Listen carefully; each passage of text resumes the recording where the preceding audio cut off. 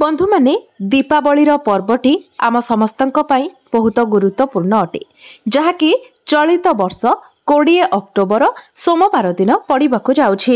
एही दीपावली आम समस्त हिंदू मानक पई एक गुरुत्वपूर्ण दिन अटे, एक पवित्र दिन अटे।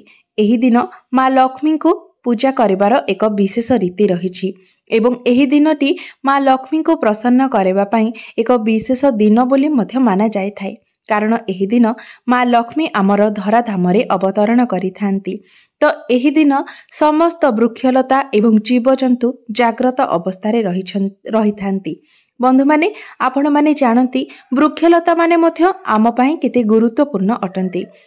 वृक्षलता मध्यरे ईश्वर किछि दैवी शक्ति निहित करिसेंती। वृक्षलता माध्यमरे मध्य आमे ईश्वरंकु अति सहजरे प्रसन्न करि परिबा। आपण माने जानती तुलसी गछ प्रत्येक हिंदू मानकर अगणारे शोभा पाई थाए। सेही पळी ओस्त गछ मध्यरे मध्य 33 कोटी देवादेवींकर वास होई थाए। कदली गछ को मध्य भगवान विष्णुंकर स्वरूप मानी आमे पूजा करिथाउ। एपरि अनेक वृक्ष रहिछि जे वृक्ष गुडी को आमे देवादेवींक सदृश पूजा करिथाउ। जेमिति कि सावित्री व्रत दिन आमे बर गछ को पूजा करिथाउ। तो बंधु माने आजिर एही भिडियो रे मो आपनकु एही परि आउ गोटिए गछ विषय कहबाकु चाहूछि। जेउ गछर चेर को जदि आपण एही दीपावली दिन नै आसंती एवं एहार प्रयोग करंती तेबे आपणक जीवन रे चलिथिबा अनेक गुडिए समस्यार समाधान होई पारिबो। आपणकु माँ लक्ष्मीकर कृपा प्राप्ति होई पारिबो। आपणक जीवन रे जे कोनोसी भी समस्या चली थाउ ताहा धनजनित समस्या हेउ किंबा चाकरी को नै हेउ किंबा व्यापार वाणिज्य को नै हेउ किंबा चाकरी समस्या थाउ, एही समस्त समस्या को दूर करिदेबो एही गछर चेर। अनेक प्रकारर रोग बाधिरु मध्य एहा आपणकु रक्षा करिथाए। सेथिपई आपण माने भिडियोटी को स्किप न करी शेष पर्यंत निश्चय देखंतु। तेबे बंधु माने भिडियोटी रे आगो को बढ़िबा पूर्वरु भिडियोटी को लाइक करी चैनल टी को सब्सक्राइब करि दियंतु एवं कमेंट बॉक्स रे भक्ति एवं श्रद्धार सहित जय माँ लक्ष्मी निश्चय लिखंतु।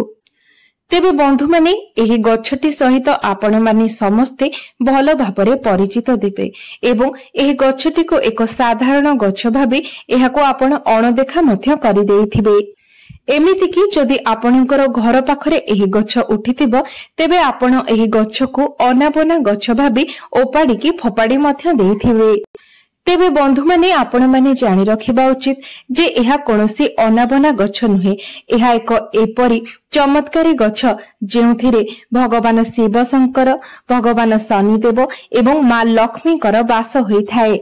एमिति कि एही गछर मूलरे माँ गंगाकर मध्य वास होइथाए।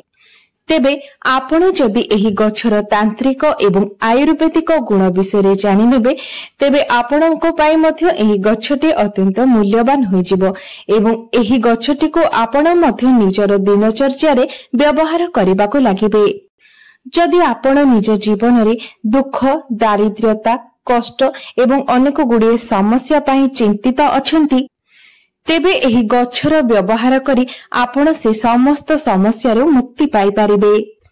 तेबे सरल भाषा रे कहिबाकू गले जदि आपणक जीवन रे धनजनित समस्या देखा जाउछि, धनजनित समस्या को नै आपण चिंतित अछंती तेबे एही गछ को जदि आपण सठिक भाबरे साधना करि नेबे अर्थात एही गछ सहित जड़ित उपाय गुडी को आपण सठिक भाबरे करि नेबे तेबे निश्चय भाबरे आपणको माँ लक्ष्मीकर कृपा प्राप्त हेबो एवं आपणको जीवन रे चलिथिबा समस्त धनजनित समस्यार मध्य समाधान होई जिवो एवं विभिन्न दिगरो आपणकर रोजगार हेबो जहा फଳରେ आपणकर आर्थिक स्थिति मध्य धीरे धीरे सुदृढ़ हेबाको लागिबो। एमिति कि जदि आपण शत्रुंको द्वारा पीड़ित हेउछंती, शत्रुजनित समस्यार सम्मुखीन हेउछंती तेबे सठिक भाबरे एही गछर साधना करिनेबा द्वारा भगवान शनिदेवଙ୍କ कृपारु आपणको शत्रु पीड़ारु मध्य मुक्ति मिलिबो। एमिति कि अन्य किछि कारण पई जदि आपण निज जीवन रे चिंतित थिले आपणकर भाग्य आपणकर साथ देउ नथिला तेबे आपणको सठिक भाबरे एही गछटीर साधना करिबाको हेबो एवं प्रभु भोला शंकरଙ୍କର आशीर्वाद मध्य प्राप्त करिबाको हेबो। एवं आपण जदि प्रभु भोला शंकर को प्रसन्न करनियंती तेबे काल भी आपणकर किछि असुविधा करि परिबो नाही, कारण भगवान भोला शंकर हेउछंती कालकर काल महाकाल। तांकर आशीर्वाद जहाको प्राप्त होइथाय कोनोसी भी शक्ति दुनियार कोनोसी भी शक्ति तार किछि भी क्षति करि पारि न थाए। तेबे बंधु माने एही गछर केउ भाग आपनकु केउ परिमाण रे व्यवहार करबाको हेबो से विषय जानिबा मध्य अधिक गुरुत्वपूर्ण अटे। एवं जो विषय आज मु आपनकु एही वीडियो रे कहिबाको जाउछि। तेबे बंधु माने एही गछटीर दुईटी गुण रहिछि, आयुर्वेदिक गुण एवं तांत्रिक गुण। आयुर्वेदिक गुण अर्थात जदि आपण कोनोसी रोग को नहीं चिंतित अछंती, कोनोसी रोग पिछा आपण लक्ष लक्ष टका खर्च करिसेंती, तापरे भी आपनकु कोनोसी लाभ प्राप्त होई नाही, तेबे आपण एही गछटीर व्यवहार निश्चय भाबरे करि पारिबे। तापरे आपण निजे देखिबे जे आपणकर बेमारी निश्चय भाबरे धीरे धीरे भलो हेबाकु लागिबो। एही गछटीर महत्व आयुर्वेदिक रे बहुत अधिक रही अछि। एवं जदि आपण एही गछटीर तांत्रिक प्रयोग विषय जानि नेबे तेबे आपण निज जीवन रे केबे भी कष्ट देखिबाकु पाइबे नाही। धनर स्रोत आपणको पई बढ़िबाकु लागिबो, धीरे धीरे आपणको गृह को धनर आगमन मध्य बढ़िबाकु लागिबो। तेबे एही गछटीर ना हेउछि अपमार्ग गछ एवं एही गछटी सहित आपण माने निहाती भाबरे भलो भाबरे परिचित थिबे, कारण आम ओडिसा रे एही गछटी बहुत अधिक परिमाण रे देखिबाकू मिली थाए। प्रायतः सबु जगार एही गछटी रही थाए।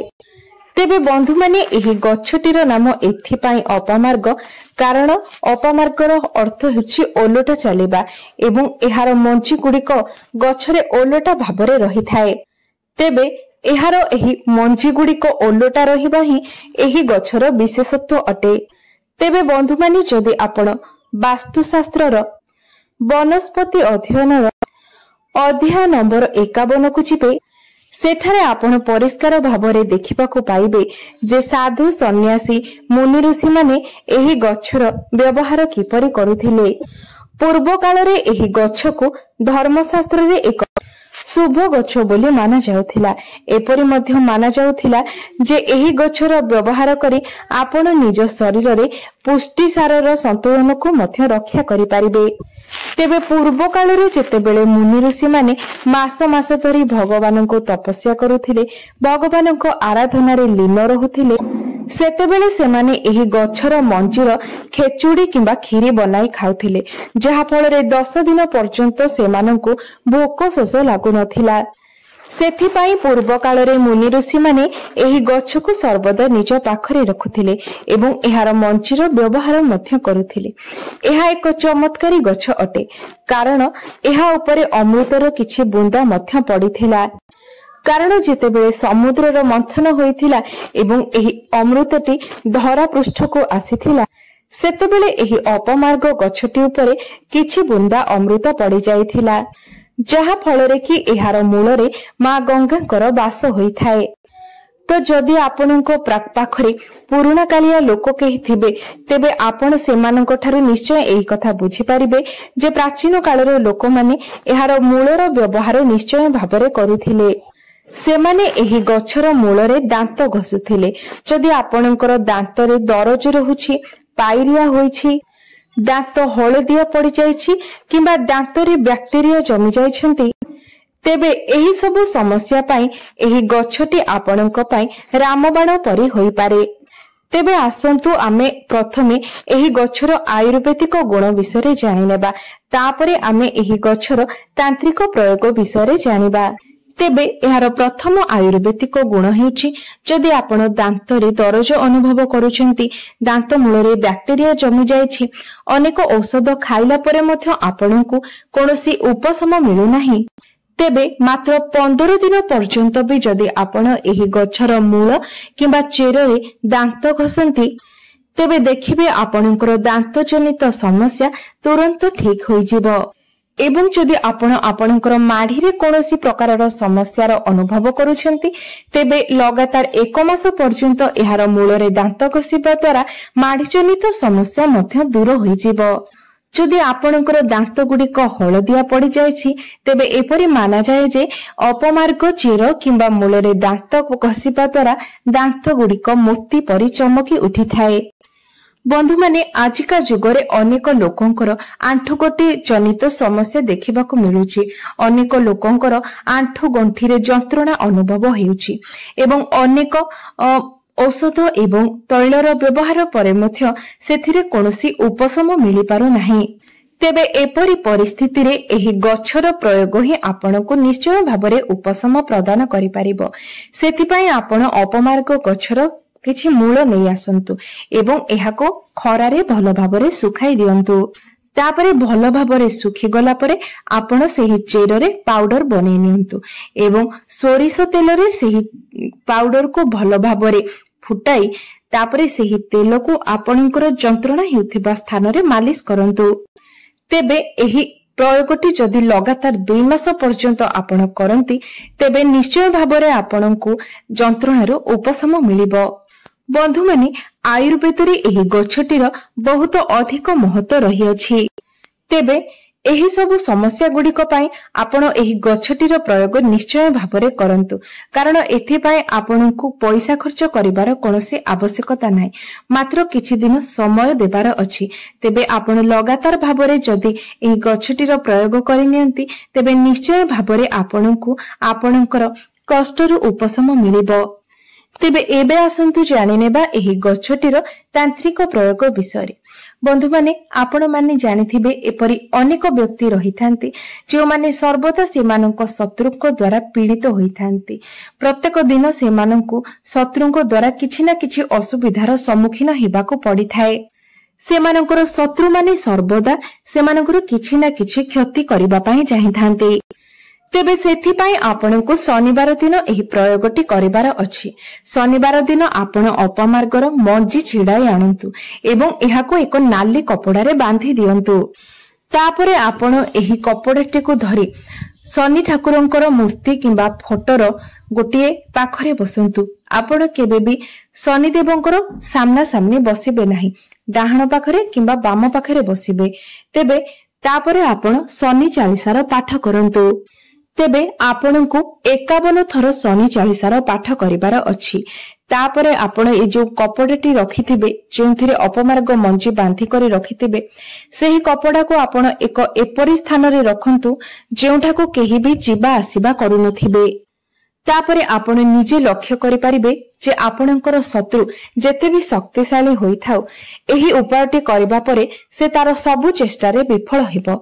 आपणकर शत्रु माने आपणकर क्षति करिबारे आउ कदापि भी समर्थ होई परिबे नाही एवं जदि अकारण रे आपणकर केही क्षति करबा पई चाहुथिबो तेबे ओलोटा तार ही क्षति हेबो। द्वितीय रे जदि आपण चाहुछंती आपणकर व्यापार व्यवसाय रे उन्नति हेउ आपणको लाभ प्राप्त हेउ तेबे शुक्रवार दिन आपणको एही उपायटी करिवार अछि। शुक्रवार दिन आपण एहार मंची को छिंडाई आनंतु एवं लाल कपड़ा रे बांधी ता ऊपर किछि सिंदूर रखि दियंतु।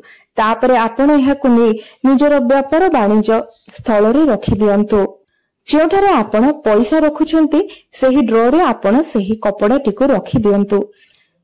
देखिबे धीरे धीरे आपणकर व्यापार वाणिज्य रे लाभ हेबाकू लागिबो एवं धनर वृद्धि हेबाकू लागिबो। तृतीय रे जदि आपणको लागुछि जे आपणको पछरे भूत प्रेतर किछि प्रभाव रहिछि, आपणको भूत प्रेत जनित समस्यार सम्मुखीन हेबाकू पड़ुछि किंबा आपणको उपरे तंत्र मंत्रर प्रयोग करा जायछि, कोनोसी कला जादुर प्रभाव रहिछि, तेबे आपण निश्चय भाबरे एही उपायटीर पालन करंतु। एही उपायटी करबा परे आपणको उपरे कोनोसी भी नकारात्मक शक्तिर प्रभाव पड़िबो नाही। तेबे सोमवार दिन आपण गोटिए अपमार्ग गछ उपाड़ी आनंतु एवं एहार मूलटी को भल भाबरे धोई नै एहाको नै आपण प्रभु शिव शंकरंकर मूर्ति किंबा फोटो सामने रे बसी 1001 थर ओम नमः शिवाय मंत्रर जप करंतु। तापरे गोटिए चांदीर ताबिज रे एहार चेर को पुराई आपण निजर गळा रे एही ताबिज को धारण करंतु। आपण निजे देखिबे जे जेते भी नकारात्मक शक्ति हेउ जेते बड़ भी कला जादुर प्रयोग होइथाउ आपणको उपरे एहार प्रभाव किछि भी पड़िबो नाही। चतुर्थ उपायटी जदि आपण समाज रे निजर मान सम्मान पद प्रतिष्ठा वृद्धि करबा पई चाहुथांती तेबे एही उपायटी निश्चय भाबरे आपणक पई फलप्रद हेबो। तेबे आपण माने निश्चित भाबरे जानती जे मंगलबारटी प्रभु हनुमान को समर्पित अटे। तेबे मंगलबार दिन आपण एही गच्छ को उपाड़ी आनंतु एवं एहार चेर को भल भाबरे धोई सुखाई दियंतु। तापरे आपण एहार चेरर एक पाउडर बनाई रखि दियंतु एवं आपण जेउ भी तिलक मथारे लगाउछंती सेही तिलकरे आपण एही पाउडर गोटे चुटकी मिसाइकी तिलक करिके लगांतु। देखिबे आपण जदि कोनोसी इंटरव्यू देबा पई जाउछंती निजर बिजनेस को नै कोनोसी मीटिंग करबा पई जाउछंती तो सेथि निश्चित भाबरे आपनको सफलता प्राप्त हेबो। एहा व्यतीत एहाकु तिलक करी मथारे लगाइबा द्वारा आपनको कुंडली रे मंगलंकर स्थिति मध्य मजबूत होइथाय। तेबे बंधु माने उपाय गुड़िक अत्यंत सहज अटे। आपण जदि निजर किछि समय बाहर करी विश्वासर सहित एही उपाय गुड़िकर पालन करंती तेबे देखिबे निश्चय भाबरे आपनको एहार लाभ प्राप्त हेबो। तेबे बंधु माने मोर एही भिडियोटी जदि आपण मानको भलो लागिथाय तेबे भिडियोटी को लाइक करी चैनल टी को सब्सक्राइब करि देबे एवं कमेंट बॉक्स रे जय मां लक्ष्मी निश्चय लिखिबे।